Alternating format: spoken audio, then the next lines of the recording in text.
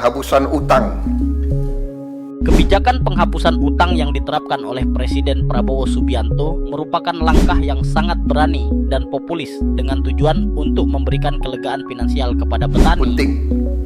Pertama, penghapusan utang di bidang UMKM yang sudah cukup lama untuk para petani, para nelayan kita. Saya kira ini sangat dirasakan, ya, sehingga mereka sekarang bisa lebih semangat, lebih aktif kembali. Upah minimum juga naik. Terima kasih pihak-pihak yang bekerja, Menteri Tenaga Kerja, ya, Menko, PMK dan PM. Terima kasih. Juga peningkatan kesejahteraan guru. Terima kasih. Terutama terima kasihnya ke Menteri Keuangan, ya, dan Menteri Pendidikan Dasar dan Menengah.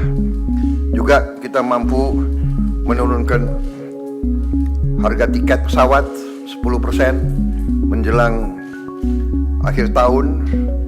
Biasanya sudah lazim kalau akhir tahun harga tiket pesawat pasti naik. Terima kasih Menteri Perhubungan dan semua menteri-menteri BUMN. Terima kasih.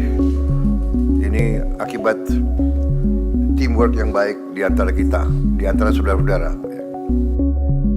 Nelayan dan pelaku usaha mikro, kecil, dan menengah UMKM yang selama ini terbelenggu oleh utang.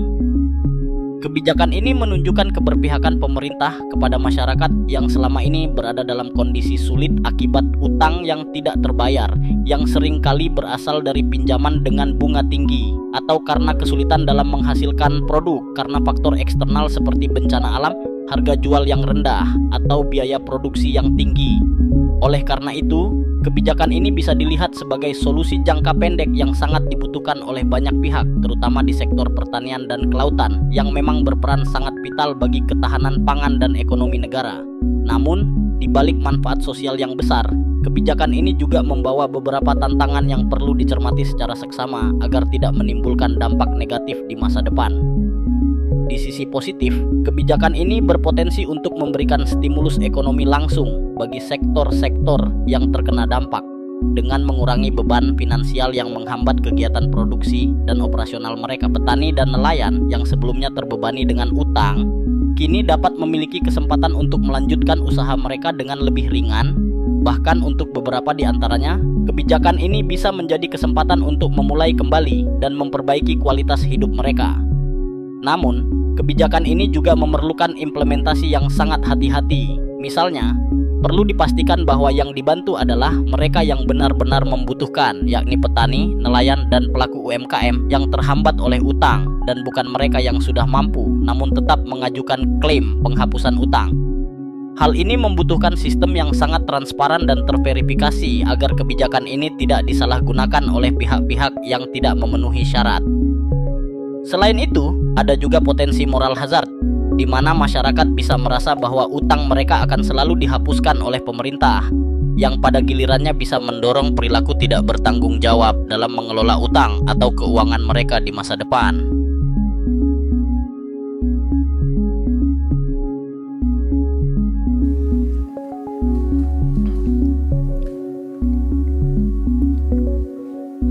Saya merasakan di mana-mana rakyat merasa bahwa kita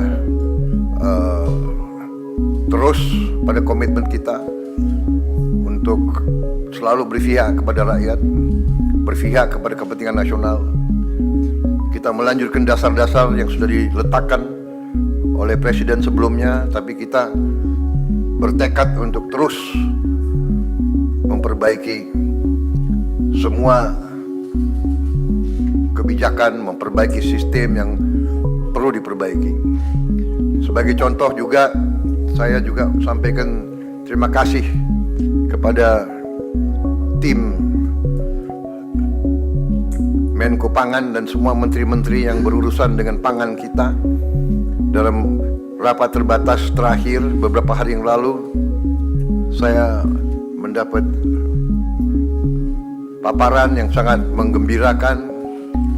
Produksi pangan kita naik, cadangan pangan kita mungkin terbesar selama beberapa tahun ini yang ada di gudang kita, saya kira mendekati 2 juta ton, dan sangat besar kemungkinan dan keyakinan saya tahun 2025 kita tidak akan impor beras lagi.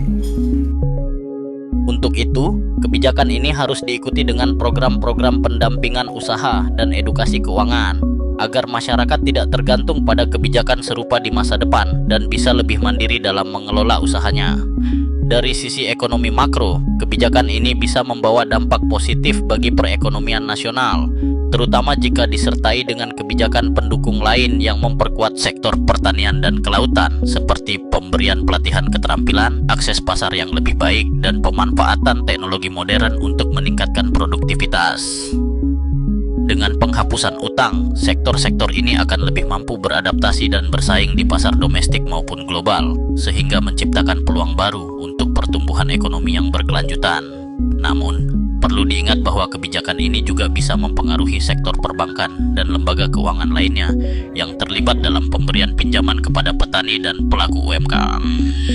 Jika terlalu banyak utang yang dihapuskan tanpa adanya pertimbangan matang, bisa saja bank atau lembaga keuangan mengalami kerugian yang cukup besar.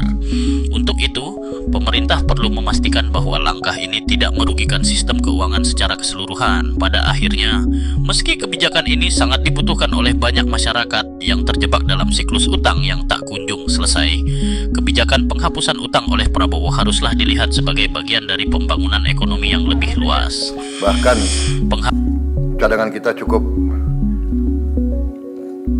Walaupun ini berita yang sangat baik, dan ini sekali lagi akibat kerja keras saudara-saudara, apresiasi saya juga kepada Menteri Pertanian dan timnya, Bulog, Badan Pangan Nasional, semua unsur, Menteri BUMN dan BUMN yang berada di bawah pengawasan Menteri BUMN. Terima kasih. Langkah-langkah kita di akhir tahun 2024 juga karena dukungan Presiden Joko Widodo sebelumnya, kita mampu mengatasi tahun ini yang tidak ringan karena kita hadapi El Nino sekaligus La Nina,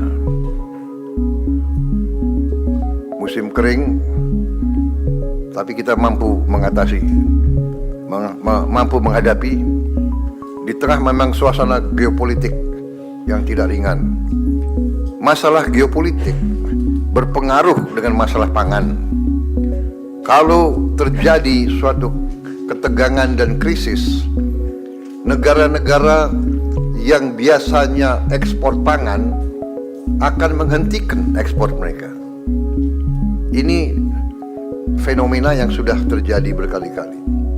Karena itu, terima kasih, alhamdulillah kita sekarang berada dalam posisi yang semakin kuat, dan semakin ke depan kita akan tambah kuat di bidang ini.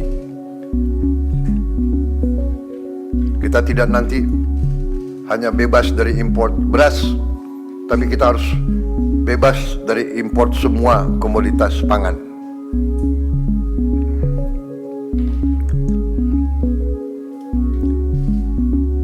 Saya juga menyampaikan terima kasih saya, apresiasi saya kepada Mendagri yang mengendalikan, yang ikut bantu mengendalikan pemantauan inflasi. Mendagri di mana? Oh ya, terima kasih Mendagri. Ini mekanisme saya kira yang dirintis di bawah pemerintah Pak Jokowi, jarang dilaksanakan di banyak negara lain ya. Terima kasih. Ini Ini suatu apa ya? Mungkin nggak diajarkan di Fakultas Ekonomi ya. Kalau soalnya bekas mantan presiden kita itu bekas wali kota, jadi ngerti.